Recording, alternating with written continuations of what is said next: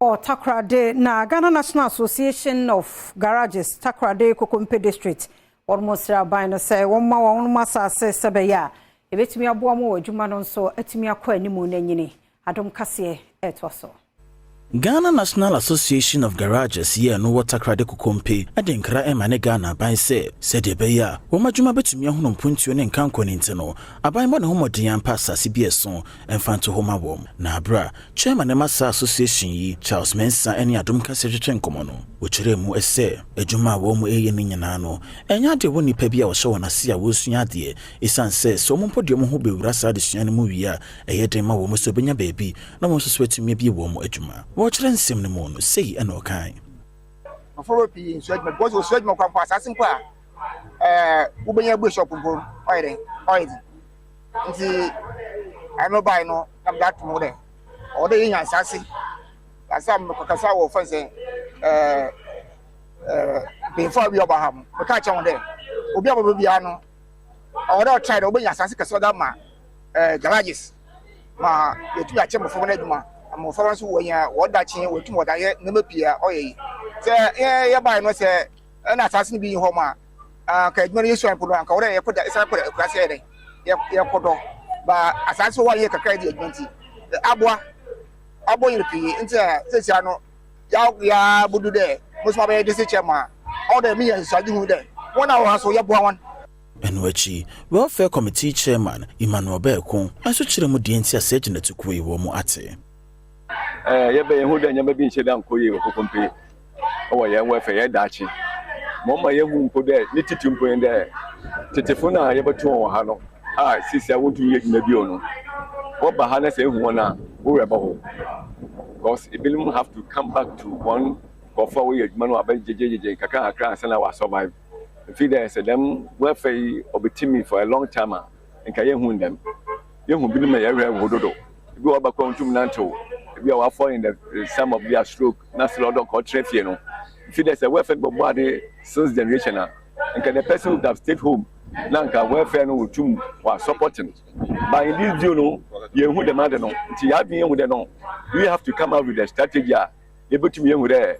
and the day no sentum ye dwuma mpo a will be that with you no on it with 30 to and ya to welfare no na aguso hwane ye boy Ryan Sanfofro emu na efa ne se obi aye bibi ye twe no ase ana ye twe na so wo ade na wa ye se ade ne tuma na ye mfa no ntumu no ye nsemu a eguso aye twe ho dare na ebi nso aba ye anti-gay bill no amampani nyamfa ne nsa enhya ase no se ye chi obi se wa ye sa no ye mfa ne nto afiase ana asa ni kro no ye mma no adwuma bi nye na ja afiase hono so ho han kakra no ene ya make say Crime Check Foundation so pani de na no ato sansem no mu ebia ene woni AdomTV Kasee di nkomo a ye to so prisons are so congested. So in modern democracies, they are finding alternatives to imprisonment. So that is the way we have to go. Kasee BBB prison, the absence of a non-custodial law. Luckily, Crime Check and our petty offenders project, what time we see free prison all the time, it is not sustainable. We cannot continue to do that because we know there are recidivists to Brunei Kasee. My interview, Wakwaba 5 times. We should look at the reasons into Omokoba 5 times. Said they wash our long sleeves for a ball watch. Is our watch here for ye. I'm a who she should come. Now, area what be a what committee an offense be. Instead, said Obeko prison. Now, Gatem area kete. Be a wafere for air show. From punitive regimes to correctional regimes. Putting someone in prison for so many years now, and yet enough deterrence. Organizations are pushing for the passage of a non-custodial sentencing, the non-custodial sentencing bill into law. It's been on the shelves of Parliament for over 8 years. Christian was a strong advocate. An advanced stage in Parliament. We hope Sibitma passes our bill into law so that Ubi Korea Koko, Ubi Korea Kwedu, so be a big man. So na yon concern for Fromo na ne make say yenu ma sebi won edi edemo ewo adihunu mu be 450 yɛde wɔn mo afa abɛɛfo nimdeɛ computer training mu ɛwɔ man Ghana nyina mu AdomTV Kasee ɛto aso. Said Yabaya Abefu Kwansu Jumedi Huntitie, Sobamfaso, Ama or Manga Nintino, Ghana Investment Fund for Electronic Communications, GIFEC, and International Telecommunications, ITU, and Numekwa who do be a Kahu, Akambumwa, Wonum Atite, Sabi, Wonuma Mu, and Yefra, Hanai, and Yadunum, El Mantum Dumi and Semu, Ewo Memo. Ora Prince, Ufusifa, Yaonani Penny for our dark GIFEC, and Jumeku no, Echimwa. Yagumano, Yachimu Bemi and Sa. Mubako nisi ebe se abefu tintan ne beko ba bia bi mu friend network the network no ene ba abefu niema na edi animu pa se wonni sa network access na se wo de onye dan wonka ho Buno epo yemantam so afo kwesi edujan enso enam sa kwanya no so editudwa se aban akoma so ade ba akopa ne se abefo kitahudie hu dwumadie ena odi bedi dwuma se wosikasem mu ene dia ka kire nyina enu te hu behia se wonum so a wonum ani afra no so benya ho nteteye wonum so atumi aka bibi ete sa ehu bi aban aye nsusuin se opese obia onje obia mu efa ICT ho se otie kurase se wedi dem ewo kwan bi so se ne otie bia se ne oye Ghana ni die obebo modern se ode obeka ho na ICT nhihye a ewo ho no obetumi aye ne krakra ena enifrafo a wonum so ede wo ho hye dwumadie bi mu ene wano de isem eto Adam Kasee anim. Dedi kan misia laptop computer no ne keyboard na ewo ho no fiti escape ekopem numpad nyina yesua layout e fa keyboard layout e chere say bibia ba bia sise omo kire yen we learned that the computer has a voice that reads aloud everything that is on the computer, which helps persons with visually impairment to operate the computer, which is the non-visual desktop access. Director General Yawoda Internal Audit Agency anoye Dr. Rekodro Sai wode afuto ma internal auditors nyina se aye abato afimu ne ewe omo ani free se abo owo ewo nyumaku ahodo bi a wode mu se be ya wonsi kasam toto e bibia na bebo ano pepepe bi mroso sika no mroso na be wi achi nyiwa show ne nsembisa bebre bia ni wono aye workshop e de ama internal auditors nyina ewo kofodie poe mantemu no de sansemi etudwa Internal Audit Agency adwumaku no adwumaku a ya wonam Internal Audit Agency mra afimpi mienu ne miensam mu ena de beba ade a ho no mu se ebehwe na ahweya hodo abannwuma hodo amansini ne nkropon abadwoku ahodo nyina mu no obebo akire ahwe won sikasem dwumadie mu se ne be ya parepare ye ene fan ye ebeda ho pani kwankyerefo a wada Internal Audit Agency ano Dr. Eric Odro Sai ekire mu a wade saa ade ahyehye so se ne be ya wonso ebebo omanimpuntu abra wonum ehwe se omanfo a woyesika basa ewo abanyuma hodo mu no wonum ebete so. In an election here, we have to keep an eye on the control system. However,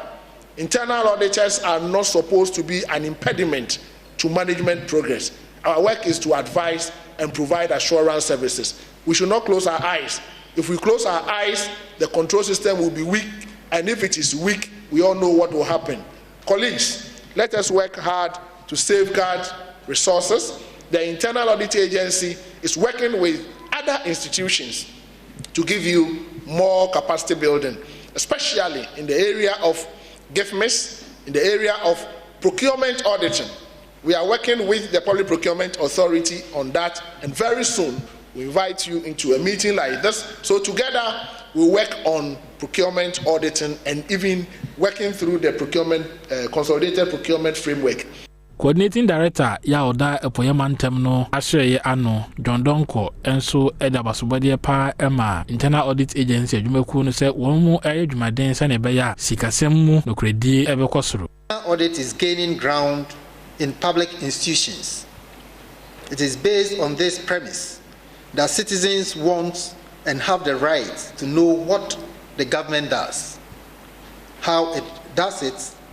how it impacts on them, and that the government has an obligation to account and be transparent to citizens. It therefore rests on the premise that when government officials are watched and monitored, they feel greater pressure to respond to their constituents' demands and have less incentives to abuse their power. AdomTV Premtobree Kasee na oshene onidie mu a mamenye nkrato yimra ye nche ye ba ye betwaso. Aha ye election headquarters kokromoti power de du so no ya bato nim de na ene ya bato nim de no ye hwe kwan a amanyofo faso eyi wo mu kandini onye yi no nso akwan be no obefaso atoto manyi na eso mfaso no de hye wo mu nso enya kwan be nso no mbefaso na yento obi adwene ema wonyina no sunti enkoto aba na emom enwumasua pomoden ene niema ye hia ho nsam no wo beye no yenua be ma kodwomensa brampa ene kwabramensa brampa ye programs manager de ma CCA CDD Ghana edi nkomo etwaso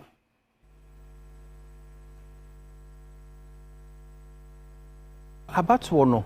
ya de ka se enkrofo to ba wi create me ka se onipa ho ya me fenti meto amono we su wa meto amono se ye hwe de enti a ye to aba enka ye consider sa na ma no constitution ne say yen Ghana fo ni na ye ntimi nkɔhye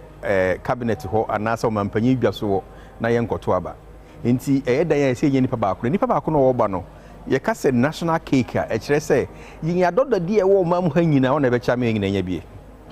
ini se ye koto aba na se ohun se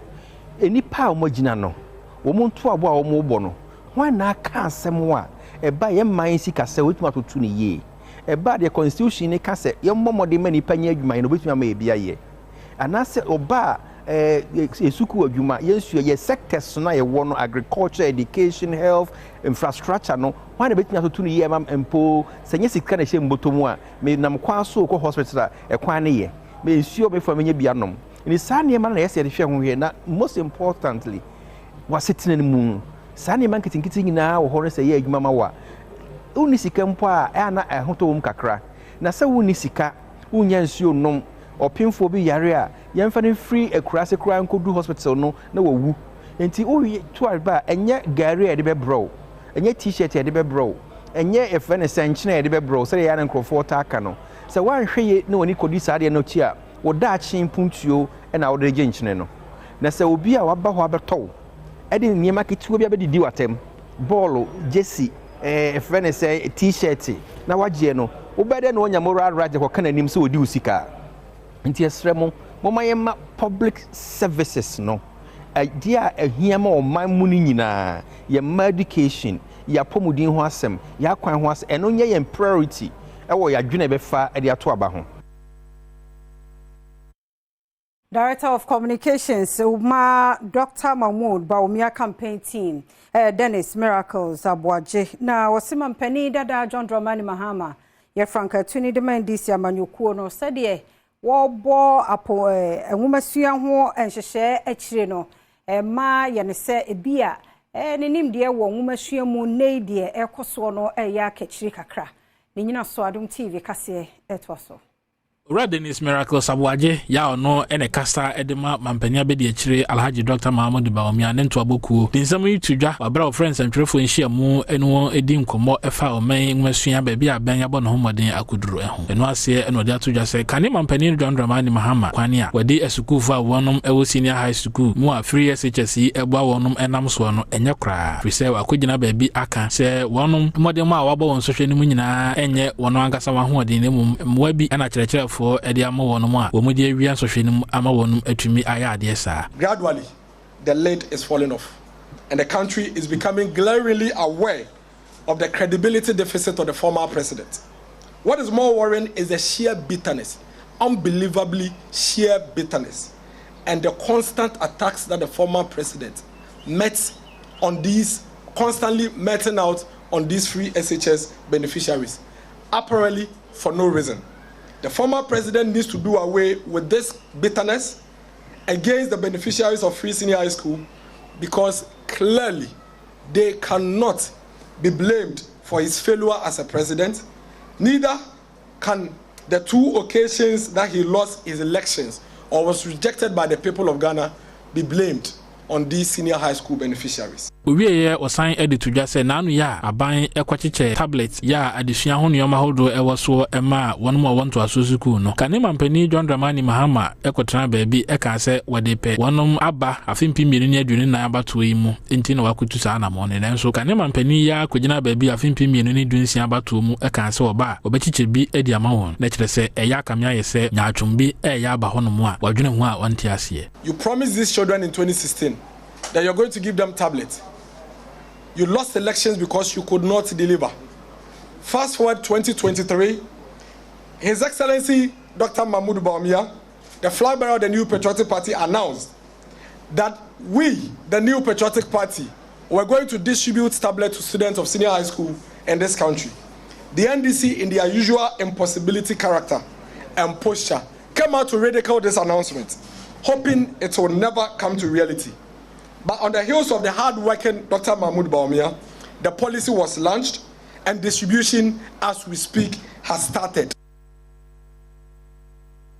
Mainto Premtobree Kasee no aso yeguswaye wa abato mu ensem na opposition MDC amanyuko Franka Tuni John Dramani Mahama na ni abrese krodom na afia bato de sinani so 24-hour economy ya wo boho da road den wo gidie ni arehemu se so be fra benwa no betumi abo amanyuma nso abamemo ne wone Ghana Union of Traders Association wono mo share di enkomo ne akoso AdomTV etwaso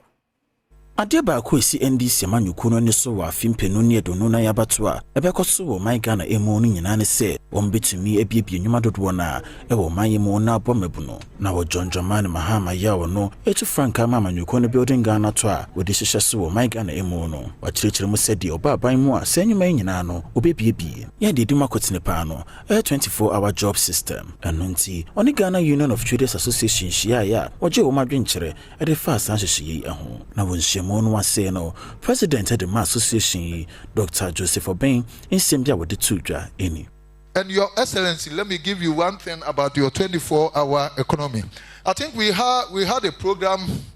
at School of Mass Communication. It was live, and I've actually thank you for this. At that time, people were just opposing. I said no. If even you say that it is already there, there's nothing wrong for us to enhance it. And there's more that we can do in the night. There's more that we can do in the night. There are so many things that are creating new science in the afternoon.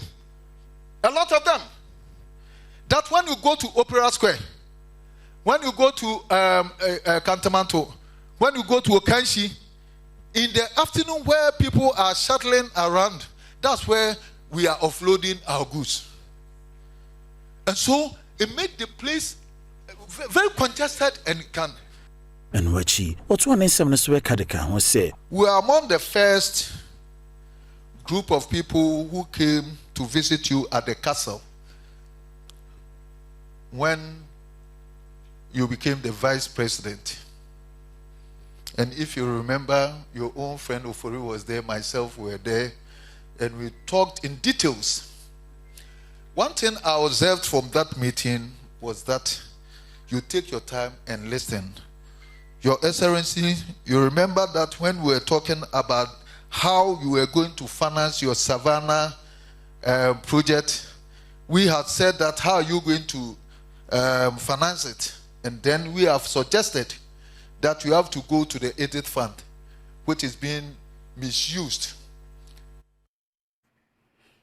AdomTV Premtobree Kasee na Osheno na MPP amanyuko parliamentary candidate akwati abato mpesua so wopoye mantemu NS ya okumi se party ma se mubetumi breaki 8 ni ye pa de ya dwumaden yo ene betumi aboa AdomTV etwaso. MPP amanyuko no panyana wo primra shebedwom debre ewa akwati ampeswa eso we puye mantam no emu NSC akomi ede adesere eto amanyuko no panyefo nyina enim se entabantawa bi ededa wo montam bia no wo monto no nyina engu no monya adwumambom se de beya opanima abatu ebekoso wo man Ghana mo no amanyuko no bedi nkonim yeto abawia ye mantem anu se no aya na ebi mu twi nsem ko mo enu eche too much enti na se fata se mi show mu pan se baby aya ba bedu no de waka video weti obi emfa ni nyina ntu yechi esan se sana ama obi bo no na npanoma so aja mesme be ye medie me so ameko ama obi fufo nso ayede aba beto aso di se na party no de to me na shame sa se mi di party no medie ne se mekada resource de ma modi me di nyansa ene adum bia erade di adum bia no de be bo party de chi dom ne nkunimdie ayeye raba Mahmoud ba omiadia anwachi what it was say MPP amanyuko no pese omo break 8 no eya de bia ogusu ekroma wese omutumi yedom betumi bia emane tumi ebem enenti amanyuko no chitaifo ne mpanyimfo e won peswa ne so no enyere wo ho nya dwumaden na amanyuko no ni suade hono no entumi embrem.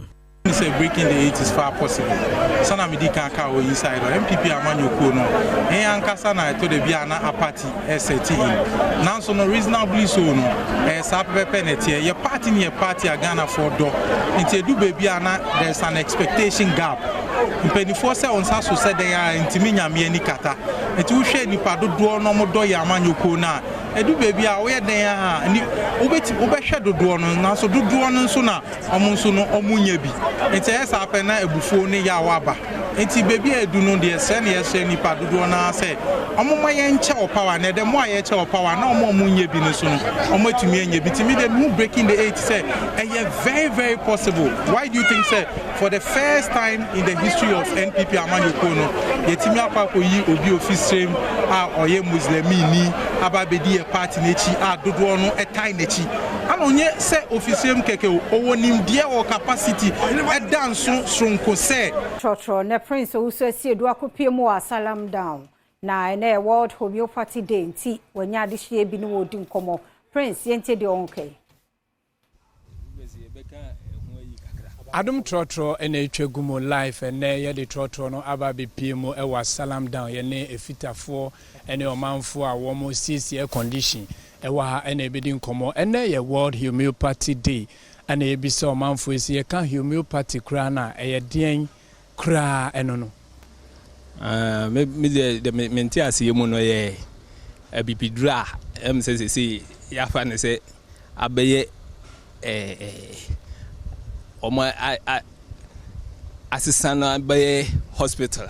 nanka inse say old days no ye bibidru ofie nipa ne yo ofie ni ade no se mi hu ne say omo de abaye hospital ni ade a omo man nipa ko hoje card ni we nti me nti asemu no de em say obi be say omo modernize no ama abaye ha nti kan ya ne no moduro no ofie no se le omo abe de aba hospital me fan say hona okwaje waduro ni wanyina ya onso papa mi so ya frame na say mini shop owner air condition mechanic asalam down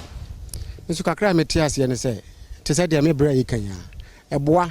ya sesam ba ne nyina mu no ensisanya ya sesam no eboa oman no kra ma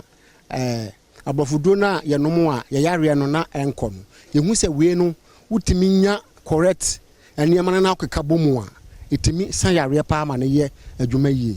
me nka enkwachira me maame a wo me na se obi awo kana na kura na se wonwo ha ye wo ahaba bi a wote epesa ma wo wo de ka ukatra ma so sisi a wo bewo me anka se me gina ho sisi a se me a me to sisi a se me ka se me go nuro bi kura me keka bomu a itimi ye adwuma honjindi obi a sent wonanum metimi aka nuro miensa abomu a me de mouse sia na se wo di pestia sa ne ma ne nyina abekọ ntimi hu se ya bibi duro no yetimi ye ne yie na aban no so boa ma yenya like lances na ebeboa ma bibia ye bia ayeye enti homeopathy ya kan waseme wo bepese obekọ ho no akọje ayarehwe oh manije ho se me kọ ho na ade ba ko ne se em se me bra bia ya le pen ama ye de na akọ ba bi sa but a futu kakra meka say no abibiduro no ma ye say asa wokɔ hɔ a wo sika kakra ompese wo msese nuro no bebre no om de amount na ye bebre wo so but measure say aduro no bia wokɔ Pacific aduro we esa yade we then oba hu say o nuro ba ko mienu ya menum ye aboa me but ye kɔ hɔ no em say nuro a wo de ma nipa no ni nuro wo de ma ye no bebre but yen ya tena kula asida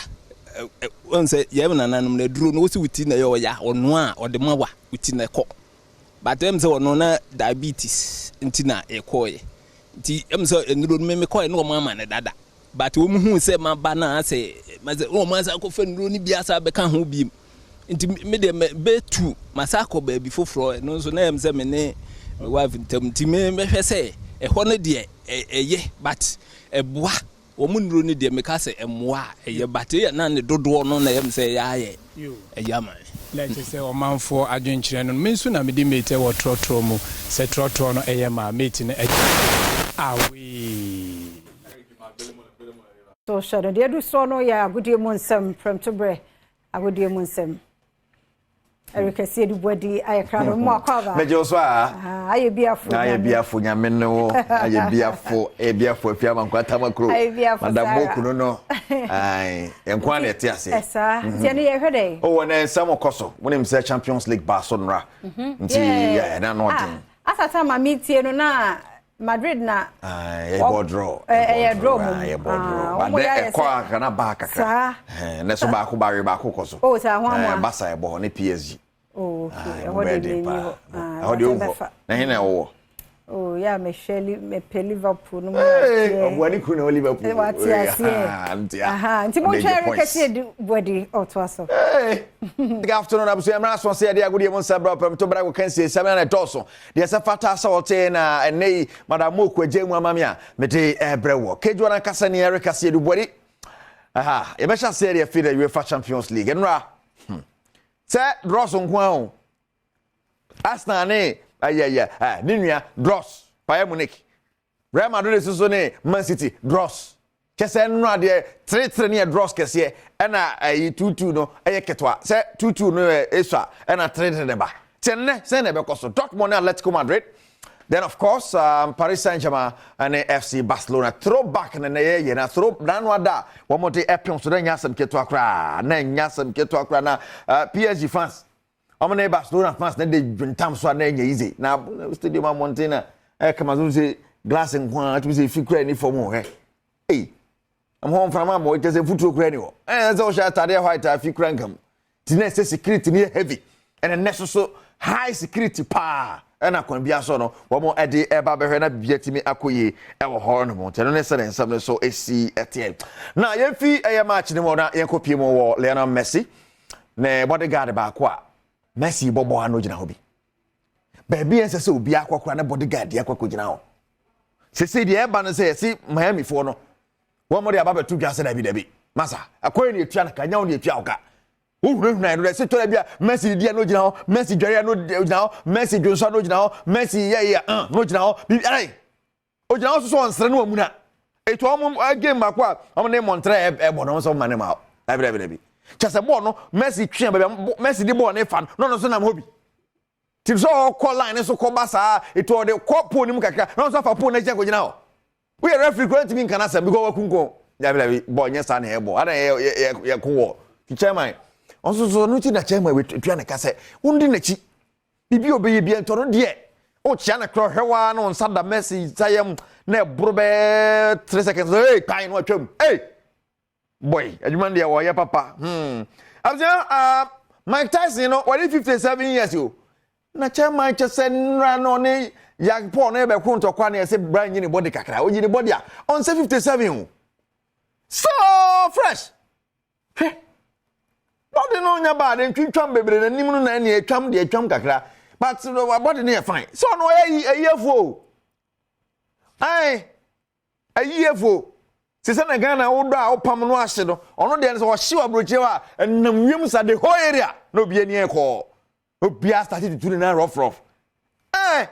When some one day legalize ye Ghana ha ye hu e be che omo na legalize wa ye na fu no heavy no fa adwumayefo tadwumayefo no say yo mo be kwa ayi adwuma ba fie no mo ba no mo 9:10 we re mo say welcome say thank you say fu no ye anya small fo nyema gwera ne hwim na ni ase to mo do no omo ko high kra chen omo to do yes what the tofe or the chingon or the examine I did jare hey what the be sauce na ti wo sha sauce na the whole day ire stop it ati manu ne sene same society ye de eba Mike Tyson ya ma kam ho as Guinness Book Records no it me fat no de sikan no e twam nti o ne do pa wa bit my do pa nti ono na etima do pa na we fi hu na wo ye sei no na fi hu santem na sekan no nkokromoti na wa ye ne sei no tea ne no ye to ba be ne no ato bi no ha na ye o kokromoti su na edi mi adoko no o hwe gwan a kokromoti u mi adoko no a kokromoti u twa kontomo a e complement kokromoti be ne no twa kontomo a o kire hu o nti Guinness wa record no ono na ye o fa na twa ne fast Meje mama Madam Oak afiema nkwata makro na watu aso keyiwa na nkasa ne Erika Siedu Bwede ni wadijide mo ensem na America rapper renowned rapper ya wo so da yese Ghana obeba no abesi suku dan amaye no wadu mai mo kura dunkroma iwo twetwa picture no ne ade nti wabawura mu ensuem nuaso Anglican Primary School ya wonde soso obo form sebe ya saada nkura wo pese osie Masku no ebemu Adom Kasee etwaso Anyoda enamane bobeto dwa ekire se America rapper ya wagidin pa Jaru ehwe ne moso betumi de nani aba be kire oman Ghana mu na bohye bia wo hye so besi school wo man mu no otumi aba bedi sa bohye no weso na enamane bo abeto dwa ekire dia Jaru e wo man Ghana emu na odinani akire bia opese osisa school dan no e onua so Anglican Primary School ne senti on a pencils of promise akabonto abomu a wo hwe ne mu se school dan obetumi asi e de ma desuafo awo mu e wa poye mantam ne mu. We welcome you to the part of Lower Moya that is Russell Anglican, and what we are expecting is that we want all of you wherever you find yourself to please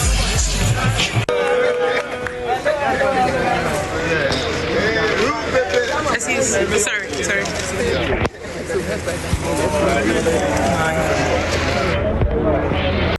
We welcome you to the part of Lower Moya that is we are really hard.